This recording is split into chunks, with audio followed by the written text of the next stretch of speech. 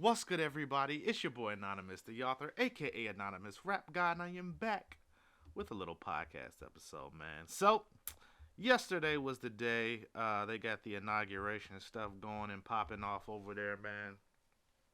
Y'all know I didn't watch it. I don't even think I need to say it at this point. Like I didn't watch it. That's not where I'm at right now in my life. So I hope for y'all that watched it and that enjoyed it. I hope y'all got what y'all wanted out of it, but I have nothing. I've never cared. I just don't. It's never been my thing. I've never attached my identity to a political belief. Y'all know I say this all the time. I was at home eating burgers and fries, man. I was chilling with my feet up. I hope y'all had a good one. I hope y'all got what y'all needed to get from it. But I'm over here big chilling. I'm over here big chilling. From what I understand, nobody got shot or murdered. So that's always what you don't want to. What you don't want to bring in, the new inauguration with the new president in with, but we'll see what they're talking about, man. I am just looking forward. Like the one thing that I missed over these years is just the Republican hate towards the president. And I guess I'll say the right wing hate. Like it's weird when the people on the right actually like the president. So I'm always on guard because it makes me a little easy. But it's like now we're back in the natural flow of things.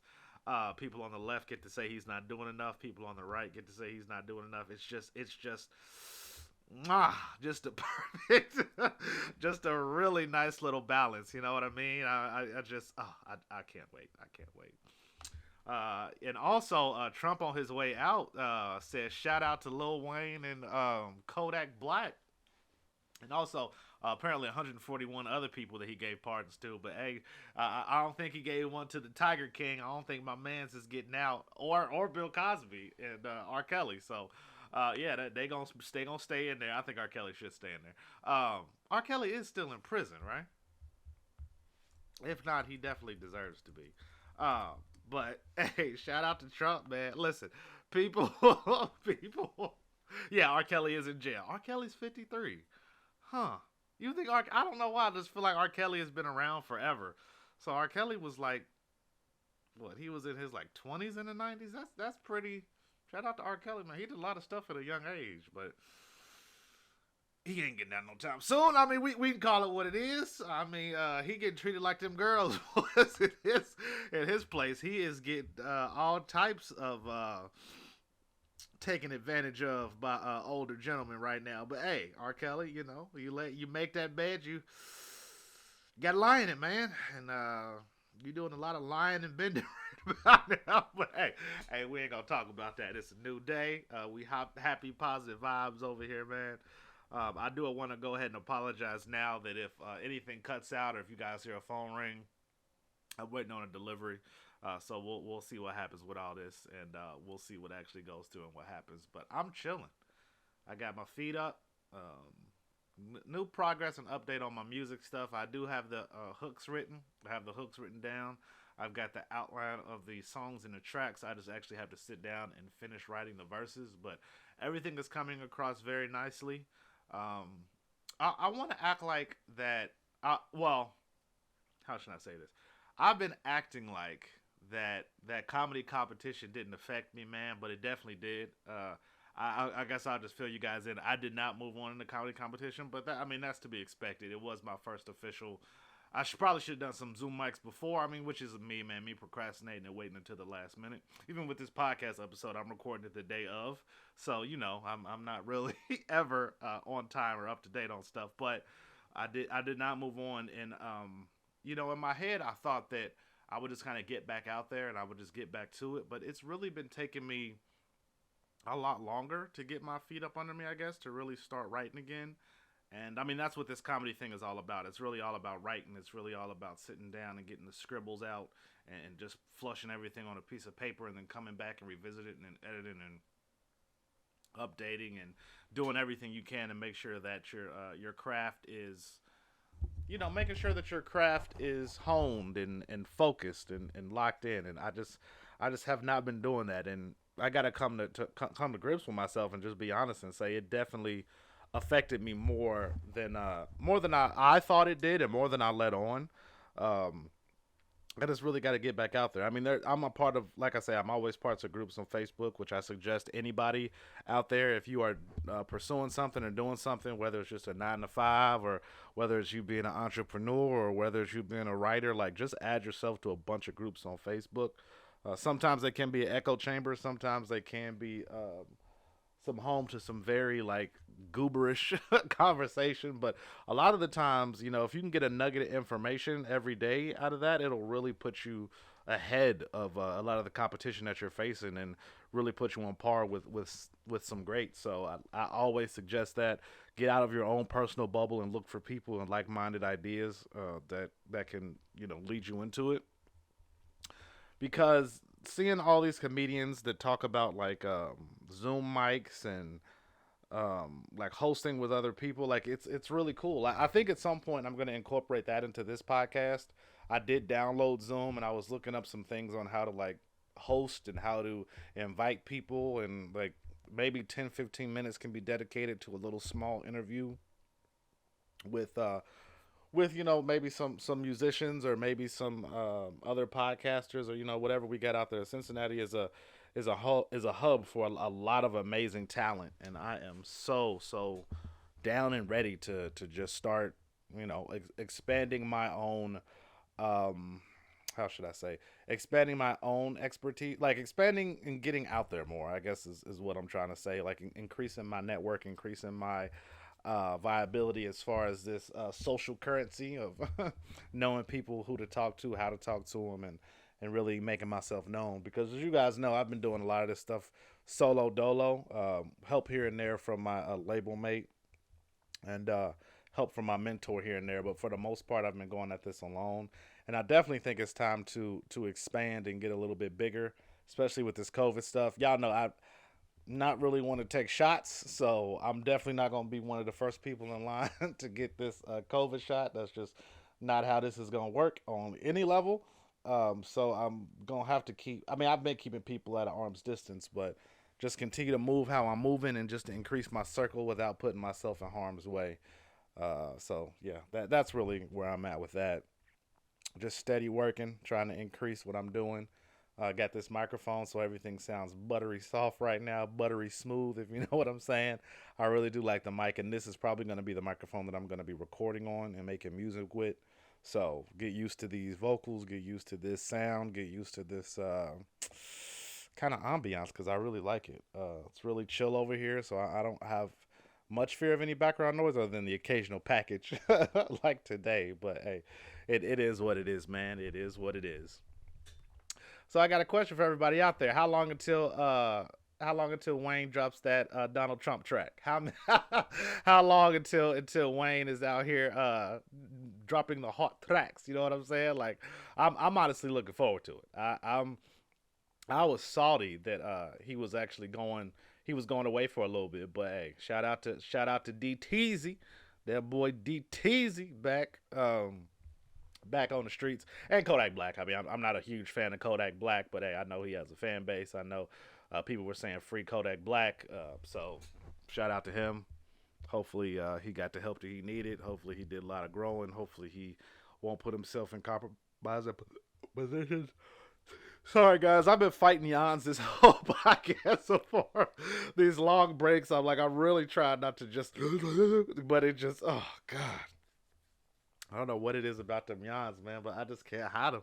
I used to be able to be like, okay, no pause and tighten the jaw, you'll be fine. But now it's just like I feel like a freaking tsunami just sucking in air, man. A freaking tornado just.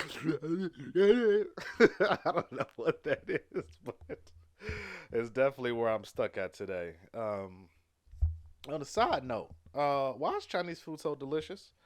I really have an addiction to Chinese food, guys. Like speaking of just, that's how I be when these hibachi play. Well, I guess hibachi's Japanese, but Chinese food, man, it's just so freaking good. Oh, hold on, I'll be right back, guys. I think that is my stuff now. It was not at all my stuff.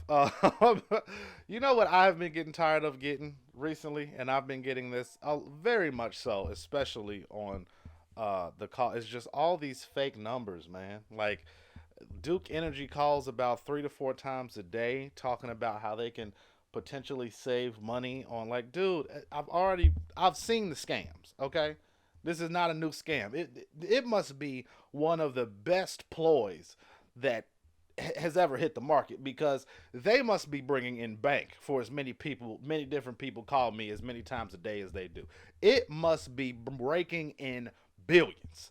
Like, for them to afford these call center people and to have them keep trying day in and day out, and it's never the same person.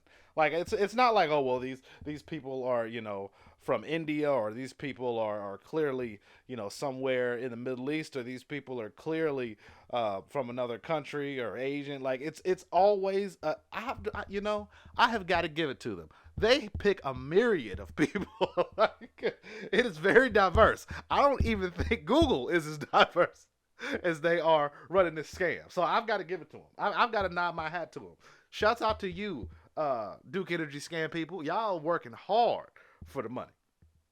Hard for the money. And I call it a Duke Energy scam. I'm not saying Duke Energy is a part of it, but they always offer, hey, we can save you some money with Duke Energy. And every person that I have ever heard from that has ever done this has complained. Like, they couldn't get it reversed. They are paying an extra $300. The balance isn't going down with Duke Energy. It's like they're paying a third-party company. And I'm like, I've never gotten a direct ever in my life, gotten a letter from Duke Energy that said, hey, we owe you some money. We want to save you some money. So let us save you some money. Never in life has Duke Energy ever looked out for me. Even if you overpay, they're like, well, we'll put that towards the next bill. That's exactly how they do it. We'll put it towards the next bill. You're not going to get no money back, but hey, we got you on the next time, fam. We got you on the roundabout. We'll deduct it from the next bill. Like, they have never. So that's how I knew it was something fishy. Duke Energy don't even, the only time Duke Energy send out letters is when you owe them money. Like, hey, money bill's coming up. Hey, you past due. Hey, you owe us this. That is the only time I have ever seen anything from Duke Energy. They've never sent me a coupon. They've never sent your boy a rebate check. Like, never. So, like I say, if 1 and 1 ain't equaling 2, something ain't adding up, right? So that's why I just took a step back. Like, yo, I gotta chill. I gotta pay attention to what's going on. Everybody that's say they trying to save you money ain't trying to save you no money. I remember when I was working downtown here in Cincinnati, and this guy, like I say, they have people that be hustling on the street have got to be making some money, because they are out there all day, every day. And I'm like, for as long as you out here, bro, you could be working 5-6 hours a day, making you a little side time hustle. You know what I mean? You could clock in at Kroger's or fitness, whatever it is, just to get you in and get you out in a couple hours. Because these people, they used to be out in front of my job for like 5-6 hours a day, just waving people down. Hey man, you got $1 you can spare? Hey, you got $1? Hey, can I carry this for you for a couple bucks? I'm like, yeah. For doing all that, you can lift some boxes in Hebron, Kentucky, which is, that's where, if you're not familiar with the area, that's where all the warehouse jobs are, and manufacturing jobs. And most of that is just like lifting heavy stuff or operating crane lifts. Like, get your foot in the door, and then you never know what's gonna happen. But like I was saying, these people, they will be out there for hours, and I just will be like, I might be in the wrong line of business. I might have to quit my job to get out there on the street with them, because clearly they know something I don't.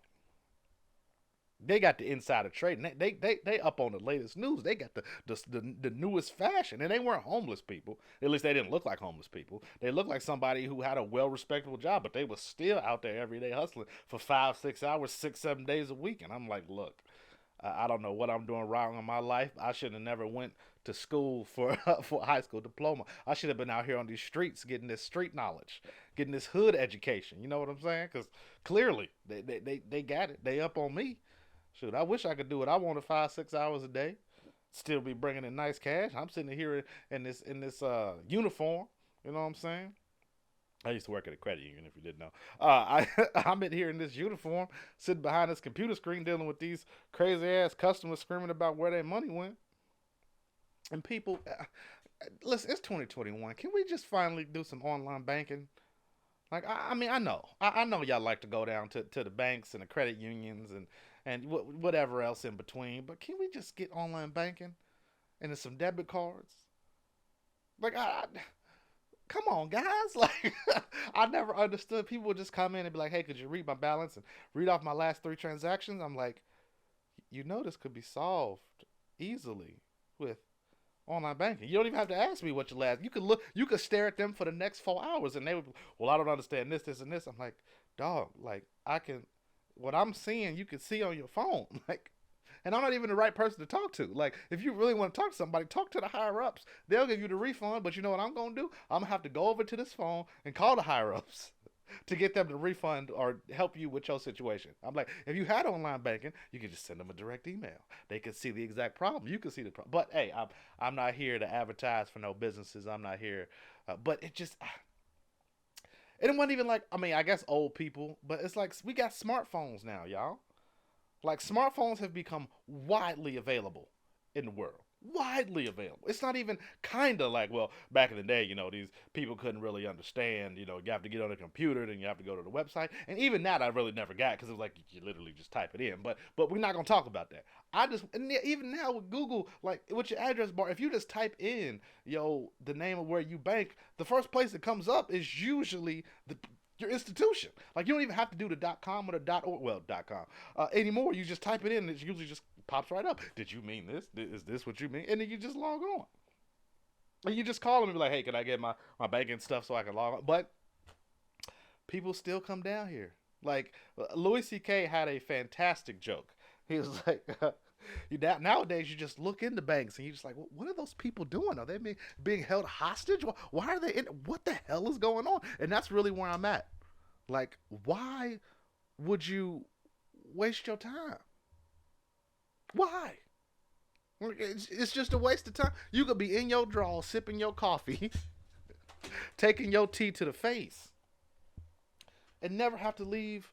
Yeah, well, I won't say never have to leave, but with the way that things are going, like with all this coronavirus and all this sickness and all the stuff that's being passed back and forth, and lockdowns coming and going, like, and things are getting better as far as delivery. You got Uber Eats, you got DoorDash. I mean, I'm not trying to advertise for these places, so y'all know I try to be abstract as possible until they pay me.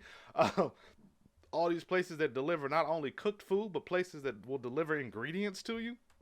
It's like, what's going on? Like, why people might not even be forced to leave the house? Like me, I have my own little workout area here because I don't like having to pay monthly for something that I might not use. Well, I mean, I'm gonna use it. Let's be honest. But like places like, the only real place that I would go is like the Y, just because the Y has a basketball court. It's got like a pool, so it's got a bunch of different stuff. But these standalone gyms that are like strictly just weights and like strictly just benches, like I've never seen the appeal of those. Like, sometimes you want to ball out in a environmentally friendly place, and I mean, I don't want to be outside braving the elements like rain and snow and sleet. Like, I wouldn't mind being in a nice little gym, pounding the rock, getting some shots up. On the side note, I'm trash at basketball. I don't want anybody to hear this, and think on any level that I can take anybody on any, like, my shot form is broken. Like, it's not Michael Kidd Gilchrist broken, but it's a pretty bad looking jump shot. But hey, it goes in. It's an ugly shot, but it goes in. That's what they used to say back when I was balling in high school. They'd be like, well, he got an ugly shot. I was like, but it goes in. You got to guard, but that's all I got. The off the dribble is not at all where it needs to be. I'm probably at some point gonna need to get together with some basketball players and get my handle together and get my pull up game right. Get my because my layups are trash. Like, people be like off one leg and slowly lift up and finger roll it, and I'm like, when I'm around the rim, I'm like, backboard, backboard, like two hands going up, backboard, it's just going in like that. Used to be Tim Duncan on the court, man. Just, backboard, backboard, like. I'm not gonna act like my game is developed. All I know is 15 feet and in, I'm money. Hey, you give me that rock. I'm Tim Duncan with it, man. I hit you with. I used to be like in the paint a lot back when I thought I was tall. I'm roughly like 6 foot, I say 6 foot because I'm like 5'11", but in shoes we gonna give myself the extra inch and a half, inch and a quarter. So I'm 6 foot in shoes, and usually in real basketball, six people who are 6 foot are usually point guards. They're usually the fastest people on the court, and let's just say I done put on some pounds in recent years. That's all we gonna say.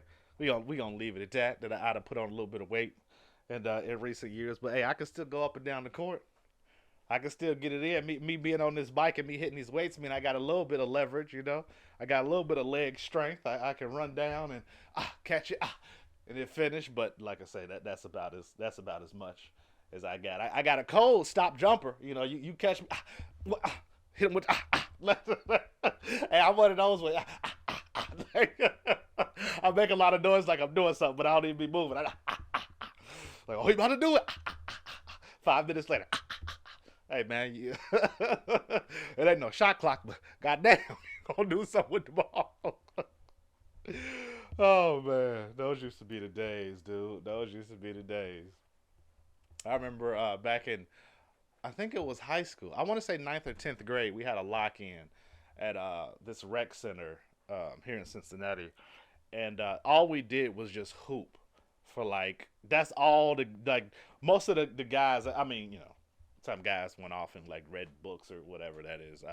I wasn't really in that crowd, but most everybody I knew just played basketball. Like it was just like we were locked in for I think a day and a half. I think we got there at like 7 and then we left.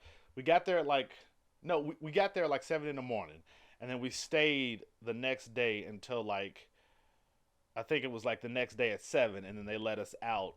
And it was like you got the day off. If you chose to do the lock-in, you didn't have to come to school on that Friday, and then you had the whole weekend. So obviously the kids were like, sure, like, why would you not? But for whatever reason, some people didn't go. But yeah, that day we were like getting off the bus on our way home, and like kids were like just then getting to school, and like they had their face like, what? Where are they going? Like, fam, we cool. We already got our names in the books. Like they head counted us and like gave us vouchers to let all our teachers know that we were gonna be off, man. Like that was definitely one of the highlight moments of high school. Like I really those were the moments that I feel like you got more because you really got to like socialize. You got to be around people. You got to interact. You got to like operate in certain ways that you just wouldn't get in like a normal classroom. Like if we were sitting around learning like let's say not geography, but like world history. Like world history up to a certain point doesn't matter. Like as long as you know like how some places started and how some origins came to be, like it didn't really matter. But yeah, that's just how I feel about it. Like some classes just are redundant.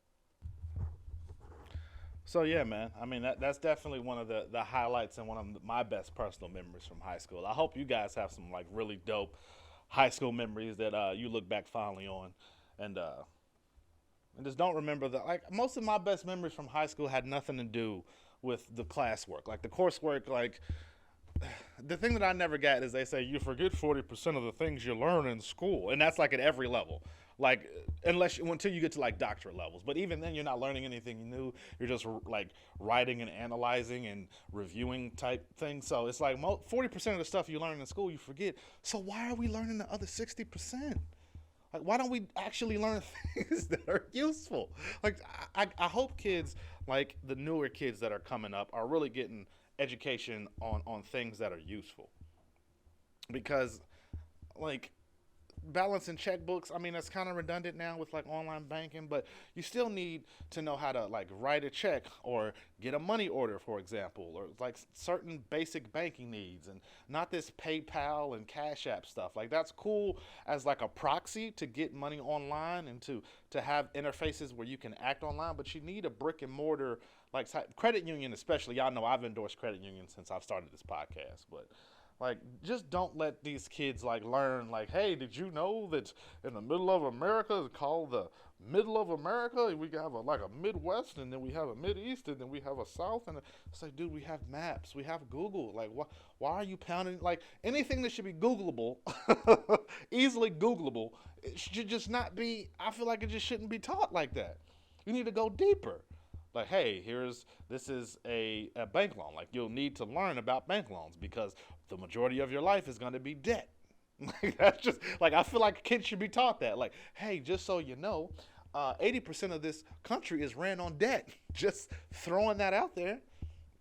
There's good debt and then there's bad debt. Like you can learn about good debt. Like when building a business, some debt can be considered good because it can be seen on a credit report and it can actually help increase your credit score as long as you keep it paid. Some bad debts, like it's just so much that you can learn and be taught. And it's just not taught. It's just really not taught. Like how to form an LLC, how to get loans for an LLC, how to pay yourself after getting a loan in an LLC, how to legally go through. Like it's just so much that just is not taught, and it really should be. And yeah, it should be a lot more community centers, a lot more like kid centric stuff because when they hit 18 it's like you're here, you're legally an adult and you can go to jail. You can, like, ain't no more games out here in these streets. But yeah, man. I think I'm gonna wrap it up right there, guys. I hope you guys are having a good start to your year. Still the first month, so we still got a long way to go before 2021 is over. I hope your year is getting started right. Hope you guys are staying focused on your New Year's resolutions. Hope you guys are motivated and instilled to keep hustling, man. I'm definitely gonna get back out there, like I say, to do me another comedy show. Try to get on a couple Zoom mics. Try to get some people for the podcast, and we'll see how it goes. So I appreciate you guys, man. Keep your heads up. Please be kind. Please be dope. But more importantly, anything else, man, be yourself. Until next time. Until next Thursday, till we meet again. Y'all be safe. Peace.